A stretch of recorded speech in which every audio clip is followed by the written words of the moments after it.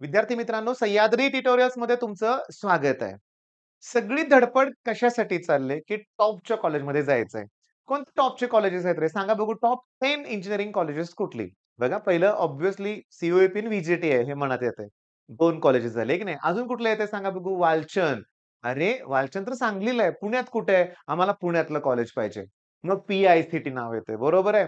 मुलींसाठी कमेन्स हे one of the best college आहे. त्याच्यानंतर मग सी नाही मिळालं तर पी-आय-सी-टी, पी-आय-सी नाहीत म्हणजे कमिन्स मुलींसाठी, नाहीतर व्ही-आय-टी, व्ही-डबल-आय-टी. आता ते मर्ज झालंय. पी-सी-सी-ओ-ई. चला हे टॉप 5 आहेत म्हणूया आपण. मी तुम्हाला सांगू का पुण्यात चाललाय तर D Y Patil Pimpri, D Y Patil Akurdi, P V G, modern, A I S S M अजून एखादं चुकून कॉलेज माझ्याकडून राहिलं असेल. हे सुद्धा चांगले कॉलेजेस आहेत. नो डाउट हे चांगले कॉलेज आहेत. मग सगळ्यांना त्याच कॉलेजमध्ये का जायचंय? बरं याच्या उलट मी तुम्हाला सांगतो. प्रत्येक जिल्ह्यात कॉलेजेस आहेत. आमच्या साताऱ्यात म्हणाल तर कर्मवीर भाऊराव फडके के-बी-पी इंजिनिअरिंग कॉलेज आहे. ओके. अरविंद गवळी इंजिनिअरिंग कॉलेज आहे. यशोदा टेक्निकल कॅम्पस हे इंजिनिअरिंग कॉलेज आहे. मी तुम्हाला सांगू का ज्ञानेश्वरी इंजिनिअरिंग कॉलेज आहे. ते वन ऑफ द बेस्टच आहे लक्षात घ्या. म्हणजे आमच्या सातारा शहरातच जवळपास एक 8-10 किलोमीटरच्या रेंजमध्ये 5-5, 6-6 कॉलेजेस आहेत. ओके. बरं आणखीन 2 कॉलेजेस होते त्यातलं एखाद दुसरं बंद पडलंय असं मला वाटतंय. साताऱ्यातील कॉलेजबद्दल बोलतोय. मग कराडमध्ये जावा लवकर. तिथं पण आहेत दौलतराव आहेर इंजिनिअरिंग कॉलेज आहे. जरा पुढे गेला तुम्ही किनी वाठारजवळ तिथं अशोकराव माने नावाचं एक कॉलेज आहे. वारणा नगर टी-के-आय-टी, के-आय-टी, आर-आय-टी म्हणूया आपण. हे कोल्हापूरमधलं के-आय-टी बेस्ट आहे. वारणा नगरचं टी-के-आय-टी बेस्ट आहे. इस्लामपूर जवळ साखरळे गावातलं आर-आय-टी सुद्धा बेस्ट कॉलेज आहे. ओके. तसं मी तुम्हाला सांगू का? मग मुलांना पुण्यातच का जायचंय? इकडं का जायचं नकोय? या गोष्टीवर आपल्याला डिस्कशन आज करायचंय. ओके. पहिली गोष्ट माझं मत मांडतोय मी, की माझ्या मते सगळेच कॉलेज चांगलीच आहेत. ओके. जेव्हा एखादं कॉलेज नवीन तयार करायचंय, करोडोची इन्व्हेस्टमेंट करतायत, मग ऑब्व्हियसली त्यांना विद्यार्थी पाहिजेत. मग विद्यार्थी येण्यासाठी प्लेसमेंट दिली पाहिजे. मग ते धडपड करणार आहेत. नवीन कॉलेजेस धडपड करणारच. मग मला टॉपच्या कॉलेजमध्ये जायचंय याच्या पाठीमागचं रिझन आहे स्टुडंट्स. स्टुडंट्स. हां.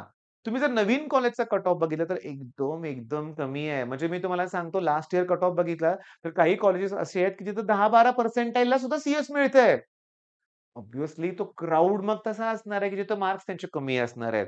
पण इथं 2 प्रकारे विचार होऊ शकतो बरं का. आता मी तुम्हाला पॉझिटिव्ह वेनं सगळ्या गोष्टी अगोदर सांगणार आहे बरं का. बघा, माझी एक स्टुडंट होती म्हणूया आपण. प्लेसमेंट छान झालेली आहे, गेल्या वर्षीच म्हणूया आपण. तर तिला जेव्हा 12th मध्ये सी-ई-टीमध्ये एक्स्ट्राऑर्डिनरी स्कोर झाला. सी-ई-टीमध्ये पण चांगले पर्सेंटाइल होते. आता 5-6 वर्षापूर्वी तिला जर 96-97 पर्सेंटाइल असेल, तर तिला पुण्यातलं व्ही-आय-टी, पी-सी-सी-ओ सुद्धा मिळू शकत होतं. मिळू शकत होतं बरं का. पण तिनं ते कॉलेज न घेता तिनं सांगली जिल्ह्यातील आष्ट्यामध्ये अण्णासाहेब डांगे इंजिनिअरिंग कॉलेज आहे. बरोबर आहे. तिथं ॲडमिशन घेतलं. तिचं मतच वेगळं होतं. तिचं म्हणणं काय, की टॉपच्या कॉलेजमध्ये जाऊन मी बॉटमला राहण्यापेक्षा मी असं एखादं कॉलेज घेईन, तिथं मी टॉपला असेन.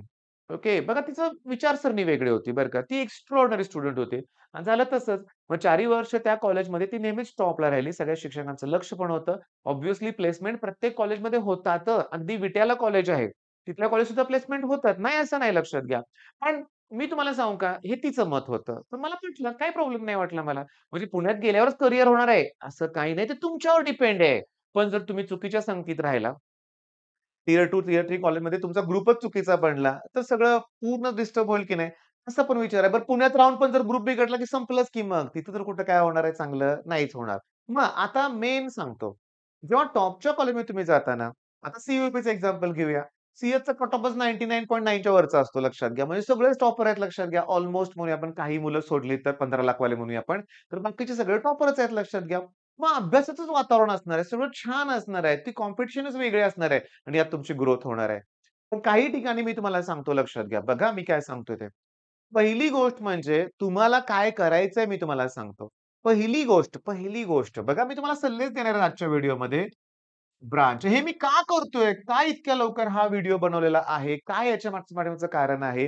का दरवर्षी काय होतं, की सी-ई-टीचा रिझल्ट लागल्यानंतर याच्यावरती डिस्कशन स्टार्ट होतं. हो आणि मग त्यात लास्ट मोमेंटला मग तुम्ही ठरवता कॉलेज का ब्रांच हे एखादं गोंधळात काय होतं, की मी तुम्हाला सांगतो, एक स्टुडंट आहे. मी आता नाव नाही सांगत. वन ऑफ द बेस्ट कॉलेजमध्ये आहे. एक्स-वाय-झेड ब्रांच त्याने घेतली का? टॉपचं कॉलेज मिळतंय. काय त्याला इनिशियली काय त्या मुलाचं म्हणणं होतं, की "नाही सर, टॅग इम्पोर्टंट आहे." टॅग इम्पोर्टंट आहे. टॅग म्हणजे मी कोणत्या कॉलेजमधून शिकलो. त्याचं एक वाक्य मला अजून आठवतंय. की फॉर एक्झाम्पल किंवा जाऊ दे सी मधला स्टुडंट होता. त्याचं एक वाक्य होतं, की "सर मी स्टँडवरून उतरलं, रिक्षावाल्याला विचारलं सी कॉलेज." तो तर माझ्याकडे वेगळ्या नजरेनं बघायला लागला. सी म्हणजे कळतंय मी तुम्हाला काय म्हणतोय ते. किंवा कुठेही कुणी विचारलं पाहुण्यांच्यात, "कुठल्या कॉलेजला आहे?" ओके. एकदम भारी वाटतं म्हणला तो सी पण त्याला ब्रांच कॉम्प्रोमाईज केली सी जाण्यासाठी. 4 वर्षांनी काय झालं? पुन्हा तेच. मला ही ब्रांच घ्यायचीच नव्हती. मी फक्त सी-यू-ई-पीसाठी घेतली. त्यात मला इंटरेस्टच नव्हता. धक्का बसला मला. मग ज्या ब्रांचमध्ये इंटरेस्ट नव्हता 4 वर्ष त्याच्यात घालवली. मग हे पण इम्पोर्टंट आहे, की टॉपचं कॉलेज पाहिजे, पण मी ब्रांच कॉम्प्रोमाईज करतोय. हे चालणार नाही बरं का रे बाळांनो. आणि नंतर काय झालं, की आता तो म्हणतोय मला एम-बी-ए करायचंय, हे करायचंय, ते करायचंय. बरं ठीक आहे रे. पण करियर तुम्ही जी ब्रांच निवडणार आहे, ती आयुष्यभर तुमच्यावर राहणार आहे. कळालं का? बरं, म्हणजे पहिली गोष्ट आपण एक काम करूया. हे टियर 2, टियर 3 असं काही नसतंय बरं का. नाही सर, थांबा. फॅकल्टीज बरोबर आहे. फॅकल्टीज. मग टॉपच्या कॉलेजमध्ये टॉपच्या फॅकल्टीज असणार आहेत, बरोबर आहे? आणि टियर 2, टियर 3 मध्ये चांगल्या फॅकल्टीज नसणार आहेत. असं काही नाहीये बाळांनो, नाहीये. मी तुम्हाला सांगतो, एका मुलानं सांगितलेली गोष्ट मी सांगतो. तो मुलगा काय म्हणला माहितीये का, की त्याच्या कॉलेजमध्ये एक एच-ओ-डी आहेत बरं का कुठल्यातरी डिपार्टमेंटचे. त्यांच्या नावाची एवढी मोठी पाटी आहे म्हणला आणि इथं सरांचं नाव आहे आणि इथं सगळ्या त्याच्या डिग्रीज आहेत अशा. काय भरपूर ते शिकलेले आहेत.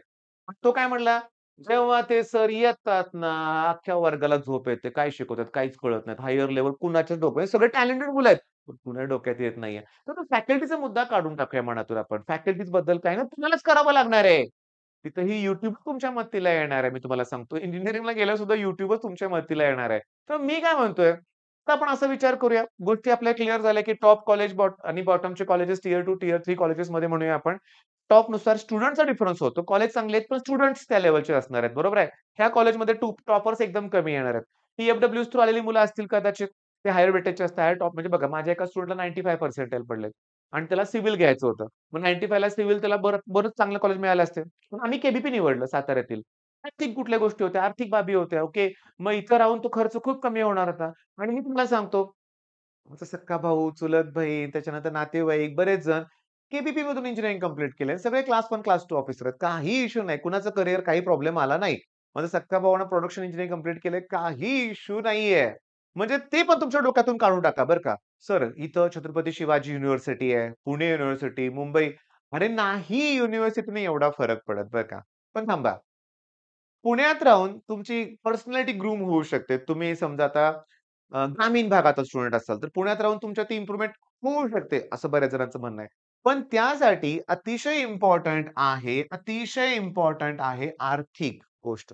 तुम्हाला 4 वर्षाचा प्लॅन आत्ता बनवायचा आहे. हो, आत्ता बनवायचा आहे. व्हायच्या अगोदर आत्ता त्यावर काम करायचं लक्षात घ्या. काय काम करायचं आहे, की त्या कॉलेजच्या फीज कशा असतात. ओके. कास्टनुसार त्यात किती सवलत मिळते. मुलींना बघा मुलींचा गोंधळ काय सांगतो तुम्हाला. जळगाव माहिती आहे? तिथे एक गव्हर्नमेंट कॉलेज आहे. कराड गव्हर्नमेंट कॉलेज आहे. ह्यांच्या ट्युशन फी कमी आहेत आणि डेव्हलपमेंट फी लाखोमध्ये आहेत. भरावं लागतायत मुलींना सुद्धा ती फी. मग त्याचा पण आत्ताच प्लॅन करूया ना आपण. मी तुम्हाला सांगतो, तुमचे काहीही प्रश्न असतील, तर तुमच्या प्रश्नांची बघा म्हणजे काउन्सिलिंग रिलेटेड आत्ताही काही प्रश्न असतील, डॉक्युमेंटचे प्रश्न असतील, तर प्रदीप सर तुमचे एका सेकंदात कॉल रिसीव्ह करून उत्तर देतायत. तर तुम्ही या नंबरवर कॉल करून तुम्ही त्यांना विचारा. ओके. टेक एस्पायर हे त्यांचं चॅनल आहे आणि यावर्षी शेकडो एस्पायर तुम्ही स्पेलिंग चेक करा बघा टेक एस्पायर आणि प्रदीप सुंदे असं टाका तुम्ही ब्रॅकेटमध्ये म्हणजे तुम्हाला YouTubeवर सर्च करायला बरं पडेल. ओके. प्रश्न विचारा टेक एस्पायर चॅनल पण आहे. खूप गोंधळ होतो. मी तुम्हाला सांगतो फार मी एक व्हिडिओ बघितला. मी तुम्हाला क्लिअरली आता विषय थोडासा भरकटतोय पण बोलतो. मी एक व्हिडिओ बघितला. बघा गोंधळ. डी-वाय पाटील किंवा सिंहगड कॉलेजशी रिलेटेड होता. सिंहगड हां. एक मुलगी आहे. तिनं काय ऑनलाईन व्हेरिफिकेशन केलं, पण ऑफलाईन पण काय करायचं असतं. त्या गोष्टी तुम्ही या सरांना विचारा बरं का. तिच्याकडून ते राहून गेलं आणि तिचं ॲडमिशन कॅन्सल झालं. मग तिनं एकदम वेगळाच असा एक पवित्रा घेतला. ती ऑफिसमध्ये गेली. बरोबर रिपोर्टर्स होते, राजकीय कार्यकर्ते काही होते आणि तिथं तिनं थोडंसं आवाज तिचा चढला बरं का. जे योग्य नव्हतं विद्यार्थी दृष्टिकोनातून असं माझं मत आहे. ती नाही ती मोठ्या आवाजात बोलणार. कारण सेलनं तिला 4ही राउंडला ती काय म्हणत होते ते म्हणतो ना आपण रे, काय प्रोसेस असते रे पहिल्या कॉलेजला ॲडमिशन पहिल्या राउंडला मिळाल्यानंतर, ते तसंच ठेवून आपण दुसऱ्या राउंडला जाऊ शकतो बरं का लक्षात घ्या. मग ही प्रोसेस तिची होती बरं का, बेटरमेंट आहे की नाही. मग ती करत होती ती. 4 राउंड झाले. फायनली आता ती ॲडमिशन घ्यायला गेली. तिथं गेल्यावर कॉलेज म्हणतोय, "तुमचं ॲडमिशन कॅन्सल. आम्ही देऊ शकत नाही, कारण तुम्ही ऑफलाईन व्हेरिफिकेशन काहीतरी केलं नाही." किती वाईट वाटेल ना स्टुडंटला. मग राग येणार हे पण स्वाभाविक आहे बरं का. पण एक लक्षात घ्या, मग या अशा चुका टाळायच्या असतील, तर तुम्ही आत्ताच सावध व्हायचंय. कॉलेज का ब्रांच का सगळ्या गोष्टी आत्ता ठरवा. म्हणजे अरे मुलं विचारतात काय म्हणतात, "सर जरा मार्क पडू देत, त्याच्यानुसार मी ठरवणार आहे." नाही. तुम्हाला ठरवून मार्क पाडायचे आहेत, की मला ह्या कॉलेजला जायचंय, एवढं माझं टार्गेट आहे, मला इतके मार्क पाडलेच पाहिजेत. मग तो ॲटिट्यूड असला पाहिजे. बरं मग अशा भयंकर चुका होतात. आता पुन्हा सांगतो माझ्याकडं जळगाववरून गोकुळ नावाचा एक मुलगा आला होता. प्रॉब्लेम काय झाला होता? 96 पर्सेंटाइल होते. तो रिपीट करायला माझ्याकडे आला होता. बिचाऱ्याचं काय झालं होतं असंच. मार्क्स काहीतरी भरायचे असतात. 10वी चे मार्क्स एंटर करायचे असतात. ओके. सीईटीचा ऑप्शन फॉर्म भरताना वगैरे बरं का सगळ्या गोष्टी ते फॉर्म फिल करताना. 10वी चे 12वी चे मॅथ्सचे मार्क वगैरे एंटर. त्याला 10वी ला काहीतरी 95-96 मार्क होते आणि ते नेट कॅफेवरून 1 मार्क एक्स्ट्रा ॲड केला. म्हणजे टाइप करताना चुकलं.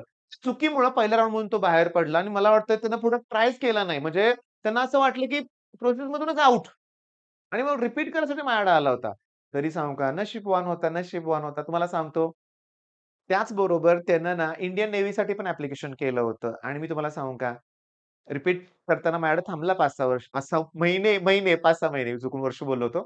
पण त्याचं इंडियन नेव्हीला सिलेक्शन झालं. पण या चुका इम्पोर्टंट आहेत ना, या चुका होतायत मुलांकडून, नाही होऊन द्यायच्यात. बरं, मग आता फायनली मी तुम्हाला सांगतो टार्गेट हेच ठेवायचं आपल्याला. टॉपच्याच कॉलेजमध्ये जायचंय. पण आर्थिक बाब अतिशय महत्त्वाची आहे. पुण्यातल्या शिवाजीनगर सारख्या भागामध्ये तुम्ही जर गेला, तर पीजीला महिन्याला किती रुपये खर्च होतो? मेसचे काय चार्जेस असतात? ओके. मग वर्षाला किती खर्च होऊ शकतो? हे जाणून घेतलं पाहिजे. मी तुम्हाला क्लिअरली सांगतो, खूप खर्चिक आहे पुण्यासारख्या शहरात राहणं. त्याच्यामुळं आत्तापासून तो प्लॅन असला पाहिजे. एज्युकेशन लोनच घ्यायचं तुम्ही. फर्स्ट इयरला करू दे पालकांना हेल्प म्हणूया आपण. नंतर एज्युकेशन लोन तुमचं तुम्ही करायचं, तुमचं तुम्ही फेडायचं. मग त्यासाठी काय करावं लागेल? विचारा ना सरांना तुम्ही. विचारा प्रश्न तुमचे विचारा. ओके. मग आता तुमच्या लक्षात आलंय, की कॉलेजेस सगळे चांगले आहेत. ओके. पण आपल्याला टॉपच्याच कॉलेजमध्ये जायचं ओके. बरं असं होतं, की टॉपच्या कॉलेजमध्ये प्लेसमेंट होतात. कारण मुलं तशी आहेत तिथं. त्यामुळे प्लेसमेंट होण्याचं प्रमाण चांगलं आहे. बाकीच्या टियर 2, टियर 3 मध्ये टॉपर सिलेक्ट होतातच. मग बाकीचे होत नाही. ते क्रायटेरियामध्येच कदाचित बसत नसतील. मग त्यामुळे तुम्हाला तो रेशो कमी वाटतो. याचा अर्थ कॉलेजचा दोष नाहीये बरं का. मग कॉलेजला व्हिजिट करा ना. सीईटी झाल्यानंतर व्हिजिट करतात. दिवाळीत करा ना. चला यावर्षी दिवाळीत तेच करायचं आपल्याला. आसपासचे चांगले कॉलेज व्हिजिट करा. शिक्षकांना भेटा. खूप चांगली माहिती कॉलेजमधले शिक्षक देतात बरं का बाळांनो. मग ह्या गोष्टी करणार नक्की. All the best.